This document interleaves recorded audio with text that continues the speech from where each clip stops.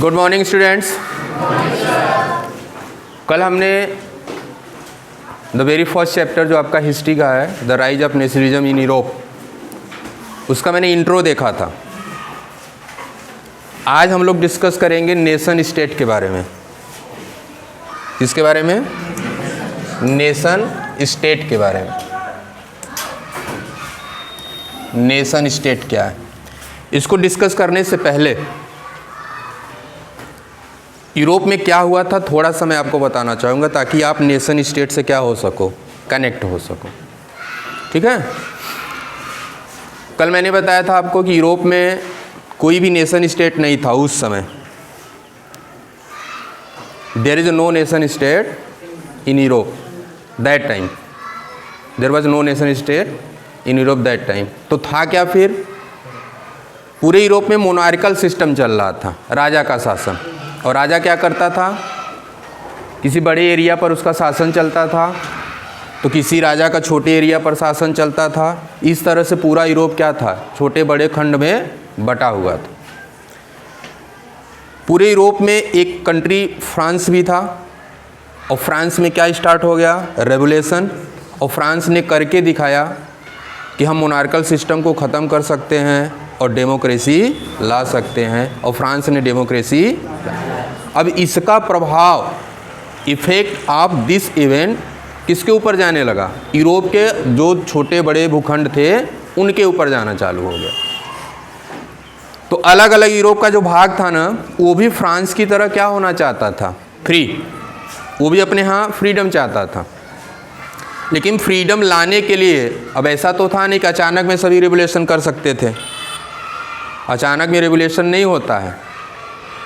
तो जो स्कॉलर्स लोग थे किसी भी कंट्री के, उन्होंने क्या किया, उनके दिमाग में ये बात आई कि पहले यहाँ के लोगों को आपस में कनेक्ट करो।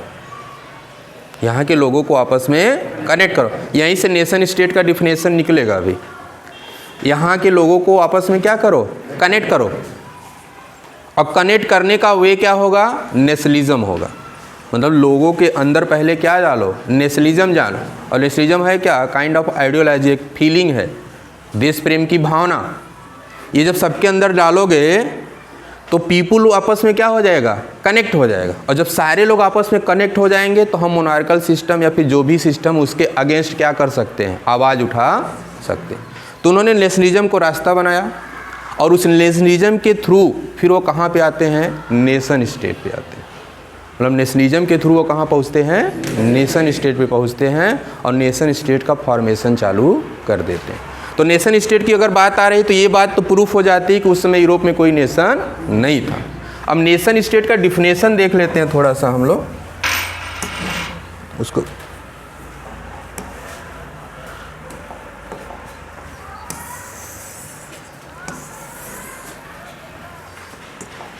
देखिए, एक group of people with the same culture. अब लोगों को कनेक्ट करना था ना आपस में, तो लोगों ने क्या किया? ऐसे लोगों को हम नेशन स्टेट में शामिल करें जिनका कल्चर क्या हो? सेम हो। तो एक कल्चर वाले लोग रहेंगे तो आराम से आपस में क्या हो जाएंगे? कनेक्ट हो जाएंगे, और उनके अंदर आराम से नेशनलिज्म डाला जा सकता है।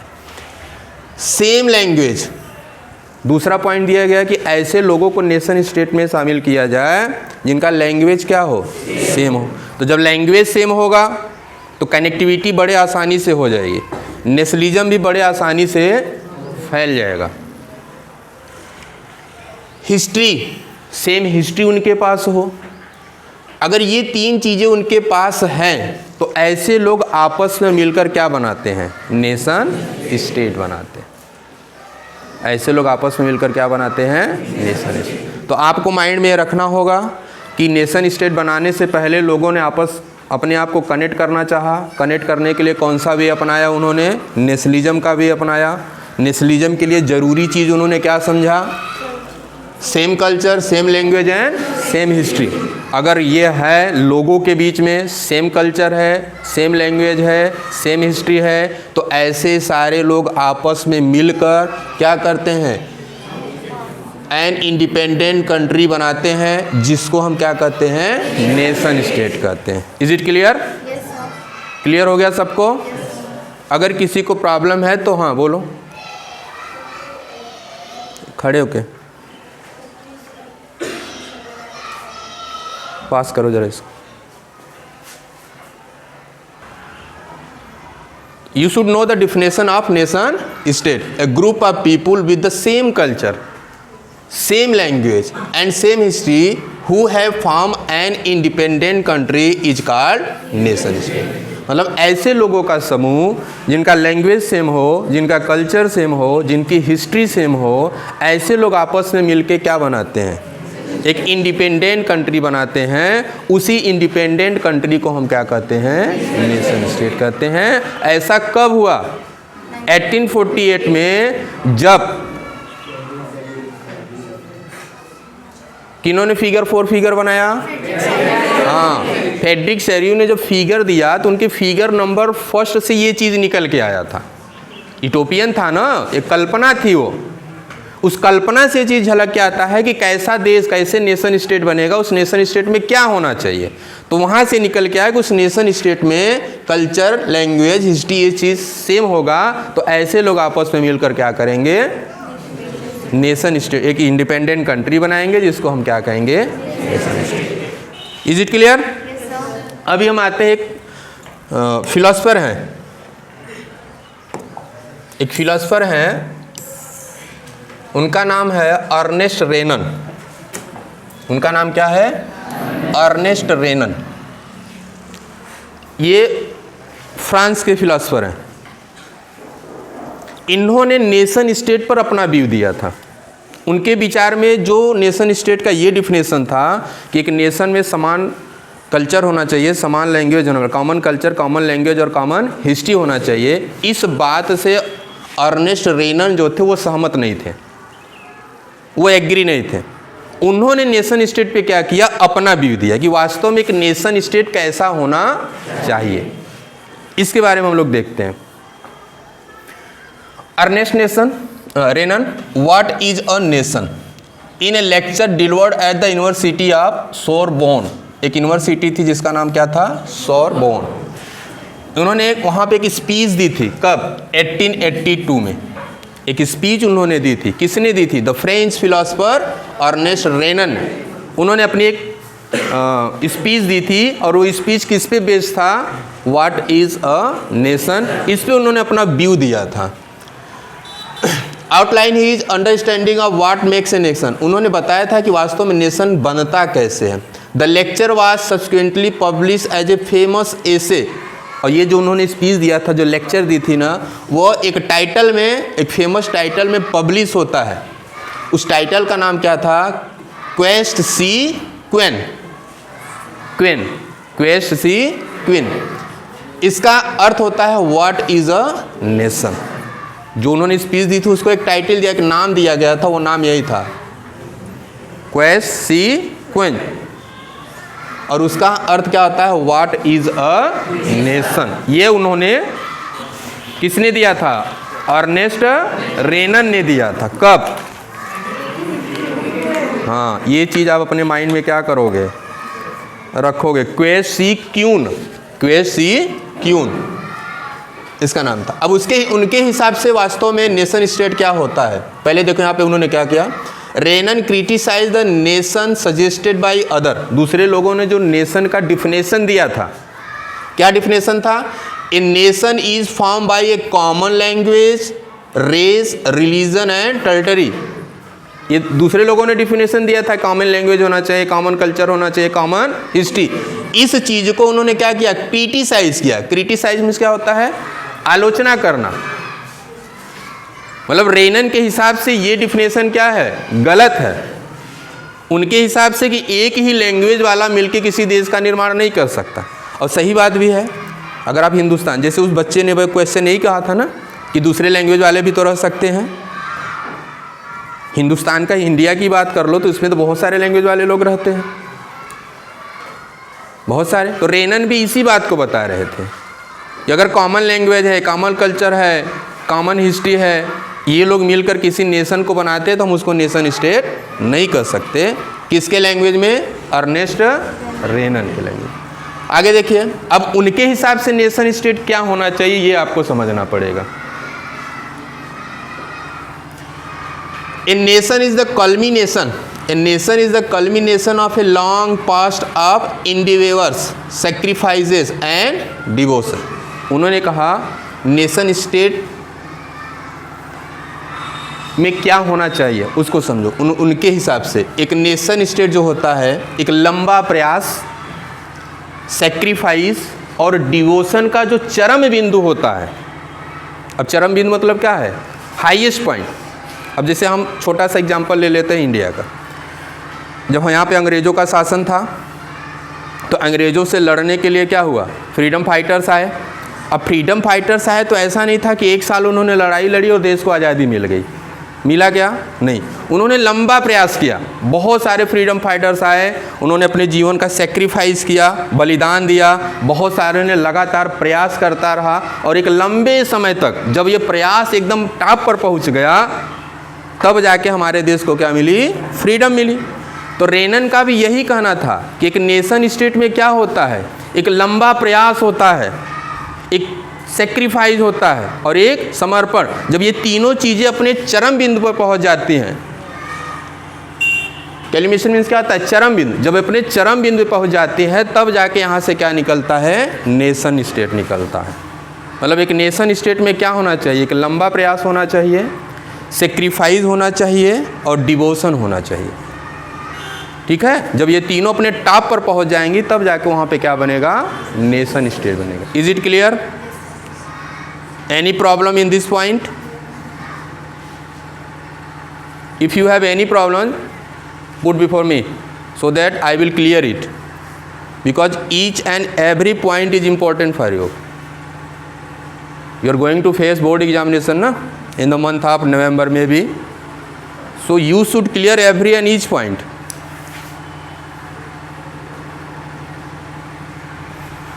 अर्नेस्ट रेनर ने कहा कि हम common language, common culture, common history को नहीं मानेंगे। हमारे हिसाब से नेशन स्टेट वो होना चाहिए जिसमें एक लंबा प्रयास, सेक्रीफाइस, डिवोशन, इनका जब चरम बिंदु आ जाएगा तो वहीं से नेशन स्टेट का फॉर्मेशन चालू हो जाएगा। क्लियर? और नेशन स्टेट में क्या होना चाहिए? हीरोइक पास्ट होनी चाहिए। हमारे पास भी हीरोइक पास्ट है ना। अगर हम अपने देश के इतिहास को पढ़ते हैं तो हम चंद्रशेखर आज़ाद, भगत सिंह, इन सबको याद करते ही नहीं याद करते? ये हमारा हीरोइक पास्ट है। तो एक नेशन स्टेट में क्या होना चाहिए? एक हीरोइक पास्ट होना चाहिए, ग्रेट मैन होने चाहिए, ग्लोरी होना चाहिए, ग्लोरी होना चाहिए। That is the social capital upon which one bases a national idea. और ये जो हमारा है क्या? Heroic past, great man, glory, ये हमारा क्या है? सोशल कैपिटल है, सामाजिक पूंजी है और जिस पे ही एक देश का विचार डिपेंड करता है। या हम यूँ कह सकते हैं कि एक देश इसी विचार पर, किस विचार पर? हीरोइक पास्ट पर, ग्रेट मैन पर, ग्लोरी, इसके ऊपर एक देश की आइडियोलॉजी डिपेंड करती है, बनती है। किसके अकॉर्डिंग? रेनन के अकॉर्डिंग। रेनन ने कहा कि ये चीज़ एक देश में होना चाहिए और उस देश में रहने वाले व्यक्तियों के लिए क्या है? एक सामाजिक पूंजी है, एक धन है। जैसे हमारे पास हमारा इतिहास है ना। हमसे अगर कोई पूछे कि हमारा देश कैसे आज़ाद हुआ तो हम सबसे पहले यही कहेंगे, इसका फ्रीडम फाइटर्स का नाम लेते हैं। उनके आदर्शों पे चलना चाहते हैं, गांधी जी के आदर्शों पे चलना चाहते हैं कि नहीं चलना चाहते हैं? तो हमारे पास ग्रेट मैन का है ना, उनकी ही आइडियोलॉजी लेके तो हम आगे बढ़ रहे हैं। तो रेनन ने भी यही कहा कि एक नेशन में क्या होना चाहिए? हीरोइक पास्ट होना चाहिए, ग्रेट मैन होना चाहिए, ग्लोरी होनी चाहिए और ये सब क्या होंगे? हमारे लिए एक सोशल कैपिटल होंगे। और उस वही जो सोशल कैपिटल हमारा होगा उसी पर हमारा जो नेशनल आइडिया है वो आधारित होगा, वो आधारित। Clear? To have common glories in the past. उन्होंने ये भी कहा अगर हमारे पास एक समान शौर्य है, हमारे इतिहास में समान शौर्य है, अगर मतलब हर व्यक्ति, जैसे आप सब हो ना, जितने लोग हो, अगर हम हिस्ट्री की बात करें तो हिस्ट्री में आप किसको पढ़ते हो? गांधी जी को पढ़ोगे, भगत सिंह को पढ़ोगे। सभी चंद्रशेखर आज़ाद, भगत सिंह और गांधी जी के बारे में जानते हैं कि नहीं जानते हैं?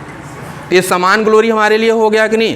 तो अगर हमारे पास समान मतलब सेम कॉमन ग्लोरीज है पास्ट में, तो हमारे पास फिर प्रेजेंट में क्या होगा, to have a common will in the present, तो हमारे पास प्रेजेंट में एक समान इच्छा भी होगी। अब एक समान इच्छा कैसे होगी, ऐसे समझो, अगर आप सब गांधी जी के आदर्शों को मानते हो तो गांधी जी ने क्या कहा था, हमें अहिंसा में विश्वास रखना चाहिए, अहिंसा परमो धर्म। ये कब कहा था गांधी जी ने, हिस्ट्री में कहा था, अपने समय में कहा था, लेकिन आज भी उनके इस सिद्धांत को लेकर हमारे अंदर इच्छा है कि नहीं, उनके सिद्धांत को मानने वालों के अंदर इच्छा रहती है कि वो किसको फॉलो करेंगे, अहिंसा को फॉलो करेंगे। तो अगर हमारे पास इतिहास में कॉमन ग्लोरी है तो प्रेजेंट में क्या होगी, एक कॉमन विल भी होगी, एक समान मिलके काम करने की इच्छा भी होगी। होगी कि नहीं होगी। सारे फ्रीडम फाइटर्स क्या चाहते थे, सारे फ्रीडम फाइटर्स की सोच क्या थी, देश आज़ाद हो जाए। हमारी सोच क्या है कि देश तो आज़ाद उन्होंने करा दिया, अब जो आज़ाद करा दिया इस देश को हमेशा आगे बढ़ते जाना, ये हमेशा आज़ाद रहे, ऐसा काम करना है, ये हमारी इच्छा है। उनकी इच्छा थी देश को आज़ाद कराना, हमारी इच्छा क्या, इस आज़ादी को बना के रखना। तो अगर हमारे पास कॉमन ग्लोरी है तो प्रेजेंट में हमारे पास क्या हो जाएगा, कॉमन विल हो जाएगा। विल मीन्स इच्छा, एक जैसी इच्छा हो जाएगी। और जब एक जैसी इच्छा होगी तो क्या होगा, to have perform great deeds together, तो हम लोग मिलकर एक साथ बड़े से बड़े काम को करेंगे। अगर हमारे पास कॉमन विल हो गया, एक जैसी इच्छा सबके पास हो गई, तो हम सब आपस में मिलकर बड़े से बड़ा काम कर जाएंगे। ऐसी फीलिंग अगर कॉमन पीपुल के अंदर आ जाती है तो वही नेशन स्टेट बनाता है। वही क्या बनाता है, आपका नेशन स्टेट बनाता है। To wish to perform still more, और महान काम करने के बाद, बड़े से बड़ा काम करने के बाद और ज़्यादा काम करने की इच्छा हमारे अंदर आएगी। अगर ऐसी फीलिंग आती है तो ऐसे लोग मिलकर क्या बनाएंगे, नेशन स्टेट। ये कौन कह रहा है, रेनन कह रहे हैं। These are the essential condition of being a people, और यही क्या है, एक कंडीशन, एक शर्त है, किस चीज़ के लिए, एक राष्ट्र बनाने के लिए। अगर एक राष्ट्र का निर्माण करना चाहते हो तो एक राष्ट्र का निर्माण करने के लिए इन सारे कंडीशन को शामिल करना पड़ेगा। अगर ये सारा कंडीशन कॉमन पीपुल के अंदर है तो वो क्या करेंगे, इंडिपेंडेंट कंट्री बना लेंगे। ये व्यू किसने दिया, रेनन ने दिया।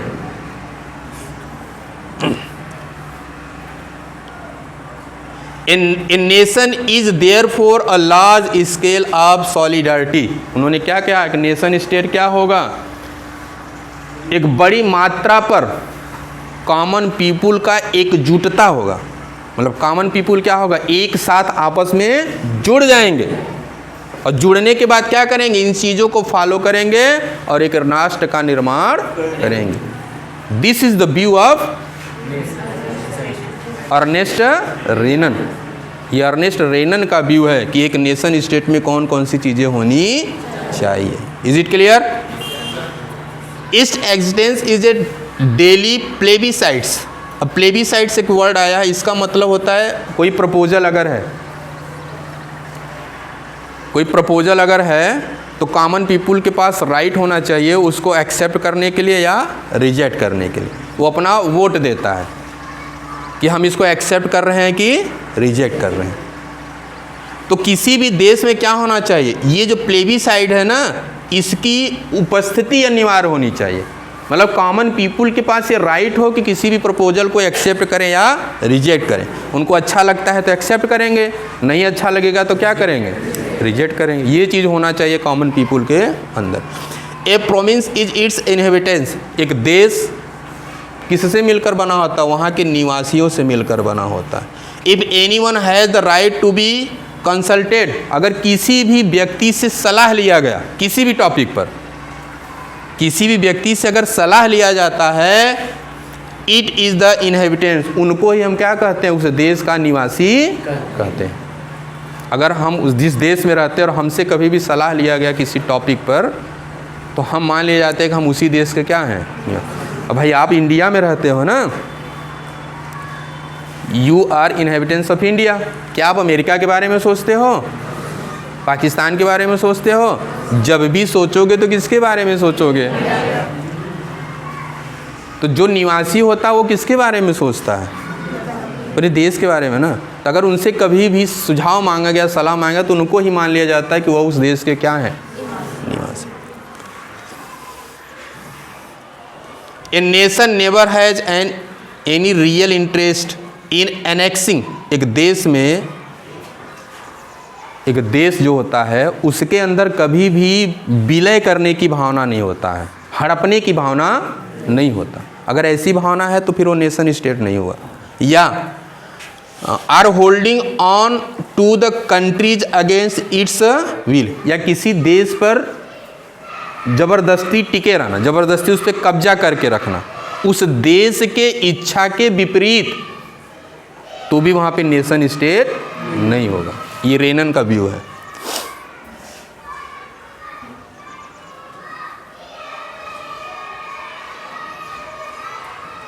तो अर्नेस्ट रेनन ने ये व्यू दिया था किसके ऊपर? नेशन स्टेट के ऊपर। तो आपने यहाँ पे नेशन स्टेट के दो व्यू देखे। एक नेशन स्टेट का व्यू था जिसमें कॉमन लैंग्वेज, कॉमन हिस्ट्री और कॉमन कल्चर हो।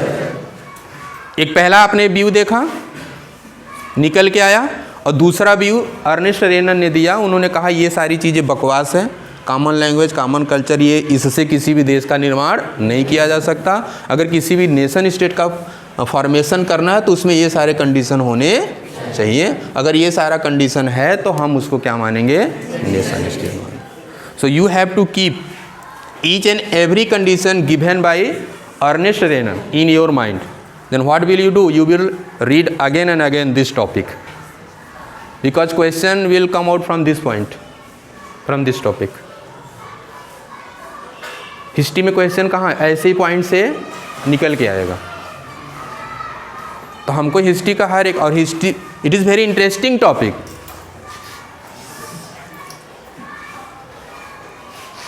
अब आप अगर दिमाग में सोचो, फिजिक्स और मैथ का कीड़ा अगर दिमाग से निकाल दो, साइंस का, थोड़ा हिस्ट्री के लिए भी टाइम दो, तो आपके दिमाग में एक बेहतरीन चीज़ आया कि वास्तव में देश होता क्या है, देश किसको कहते हैं।